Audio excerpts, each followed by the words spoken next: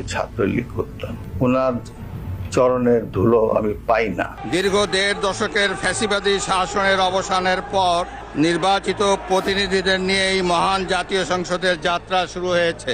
আপনি যদি ২০২৪ সালের ৫ আগস্টের আগের রাষ্ট্রপতি মোহাম্মদ শাহাবুদ্দিনের সঙ্গে আজকের রাষ্ট্রপতিকে মেলাতে যান, তাহলে হয়তো একটু খটকায় পড়ে যাবেন। হয়তো ভাববেন ইনি কি সেই রাষ্ট্রপতি যিনি ছিলেন আওয়ামী লীগের একনিষ্ঠ সমর্থক, যিনি ফ্যাসিস্ট খ্যাত শেখ হাসিনার পায়ের ধুলো পেলে নিজেকে গর্বিত মনে করতেন। কিংবা হয়তো ভাববেন ইনি কি সেই শাহাবুদ্দিন যিনি শহীদ প্রেসিডেন্ট জিয়াউর রহমান, বেগম খালেদা জিয়া, এমনকি আজকের প্রধানমন্ত্রী তারেক রহমানকে নিয়েও নানা কটু কথা বলে অভ্যস্ত।